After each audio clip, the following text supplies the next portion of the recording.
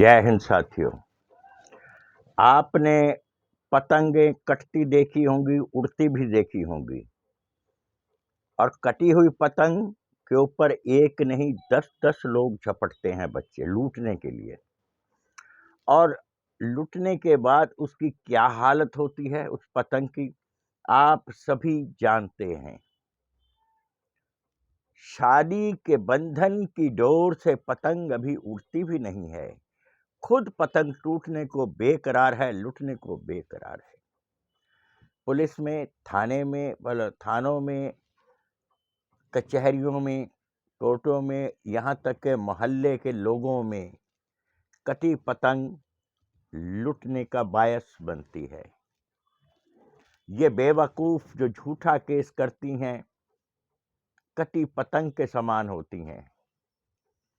हर कोई आदमी इनको इसलिए सहायता नहीं करता कि ये सहायता की पात्र हैं, इनकी इसलिए सहायता करते हैं ताकि इन पर विश्वास जमाकर इसका इस्तेमाल कर सकें।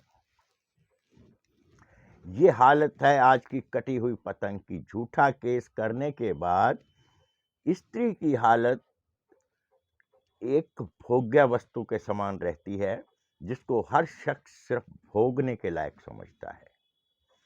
और वो स्त्री उस पर इतना गुमान करती है कि शायद मेरे पीछे समर्थन है। भैया, समर्थन तुझे नहीं, तेरे जिस्म को है। जो लड़कियां शरीफ होती हैं, डाइवोर्स जिन्होंने ले लिया होता है लेकिन वो सच में शरीफ होती हैं, वो 125 नहीं करती, डीवी एक्ट नहीं करती, 498A नहीं करती, 323 ये वो जो है कुछ नहीं करती। वो चुपचाप जाती हैं कोर्ट में और सीधा सीधा तलाक की एप्लीकेशन डाल देती है। मैंने उन लड़कियों को भी देखा है जो सीधी सादी हैं, चुपचाप से अपना डिवोर्स लेके निकल जाती हैं। और मैं उन लड़कों से कहूँगा जो लड़के फंस चुके हैं झूठे केसों में और जो निकल चुके हैं, मैं ये चाहता हूँ कि जो इस झूठे केसों से निकल चुके हैं वो कृपया किसी फंसे हुए बालक की मदद अवश्य करें, रास्ता दिखाएं। वो आपसे पैसे नहीं मांग रहा, ना आपको कुछ करना है, एक पुण्य का कार्य है भटके हुए को राह दिखाना। बच्चे डर जाते हैं। खासकर सबसे ज्यादा बुरी उनके साथ होती है जिनका ससुराल 1000-1500 किलोमीटर से ज्यादा दूर होता है कि कब जाएंगे, कब आएंगे, क्या करें। तो मैं ये जो नई दुल्हनें आजकल हैं, साल शादी को नहीं होता और डीवी एक्ट डाल दिया जाता है, 498A कर दिया जाता है। जैसे ही 498A होता है, वकील जब भी सलाह देता है कि अब 125 खर्चे का भी डाल दिया जाए।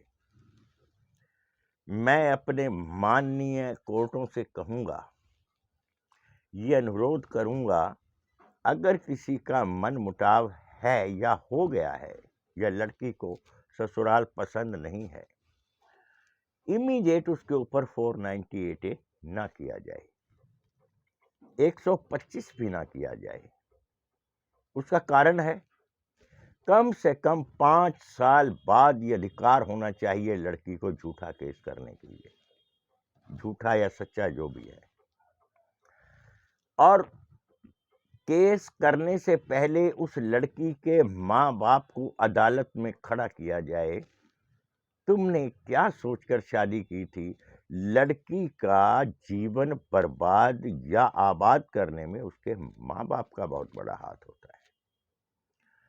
क्यों ना पहला प्रश्न लड़की के माँ बाप से पूछा जाए, आपने जब शादी की थी तो आपने क्या देखा था?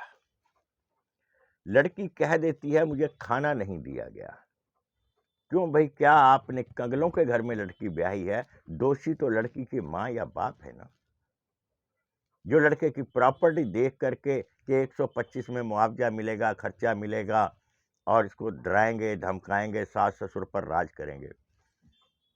मैं जो लड़के डर चुके हैं या डरे हुए हैं अपनी पत्नियों को कई लोग मजबूरन रख रहे हैं कि हम पर केस ना कर दे। उसका हर कहा मानते हैं, यहाँ तक कि अपने माँ बाप का भी अनादर कर देते हैं अपनी बहू के सामने। मैं उनसे कहूँगा, अनादर मत कीजिए, जलील मत ना होइए ना करिए। अपने माँ बाप को तो बिल्कुल जलील मत करवाइए। मेरा कोई रफड़ा तो है नहीं, आप सब जानते हैं। मैं सिर्फ एक जागृति पैदा करने के लिए समाज सेवक आदमी हूँ। ना मेरी कोई संस्था है, ना मुझे किसी पैसे का लोभ है, ना मुझे ये है कि मैं रोज रोज वीडियो डालूं। लेकिन हाँ, इतना जरूर कहूँगा, 2 अक्टूबर जंतर मंतर दिल्ली पर आप ज़्यादा से ज़्यादा संख्या में पहुँचें।